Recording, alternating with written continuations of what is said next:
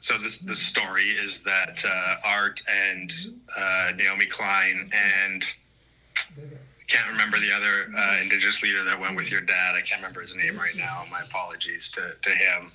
They went to the Standard & Poor's rating agency, the S&P. You may hear about the S&P 500. This is the same company.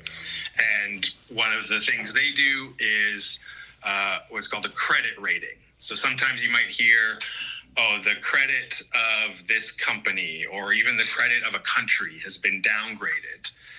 And that means the potential for that entity to default on their loans has gotten slightly higher.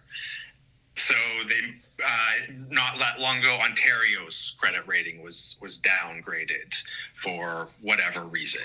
It was one of the other credit rating agencies saying, we think there's more of a chance that Ontario might default on the money that you lend them, so we're going to downgrade their credit rating, and then that will almost always mean that if Ontario wants to borrow money, they'll have to borrow it at a higher interest rate.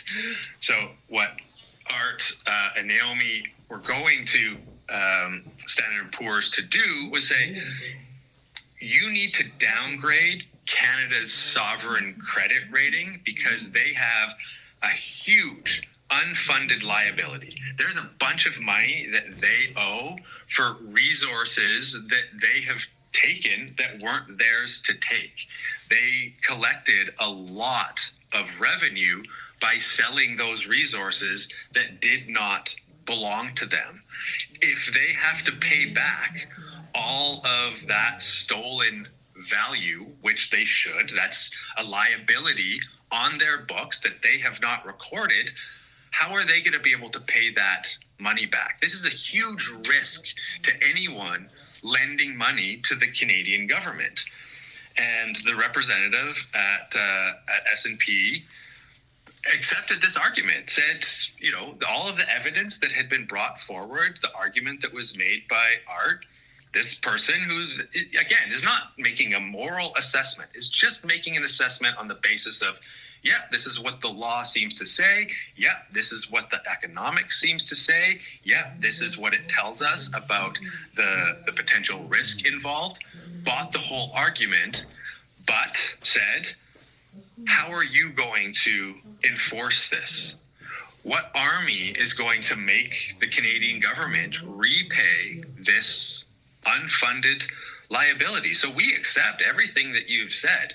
And if there was someone who was actually going to make the Canadian government pay what it owed, then yeah, we would downgrade their rating.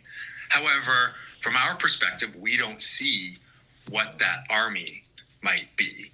And I think that the growing, ongoing movement of Indigenous land defenders and their allies constitute that army, not obviously in the form that we typically think of armies. There are, land defenses, but those armies can operate in all kinds of different manners, including going and meeting the capitalists in the boardrooms to say, you need to change your calculations around this. And we're seeing a lot of growing uncertainty about projects all across the country, which is part of the reason why the Canadian government is having to continually try to sweeten the pot for resource development companies to undertake projects that are on land that's not the Canadian government's alone to grant that sort of access. They want to ignore the fact that these rights and jurisdiction exist while the demands for that recognition are growing. That's the army that's developing.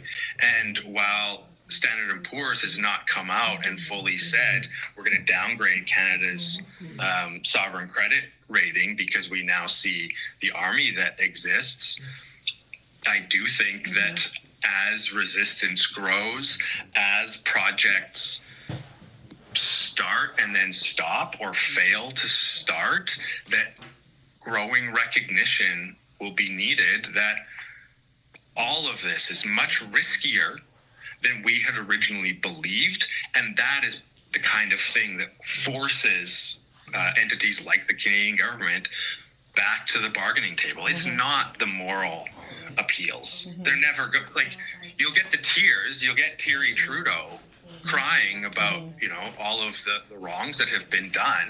But governments, they just don't think like that. They're going to be thinking in calculative terms, and they'll come to the negotiating table when they recognize that, well, now their financial interest is best served by actually adhering to the law, that there is an army standing up to defend. Yeah, I call it the Shutdown Canada Army, because we actually, all of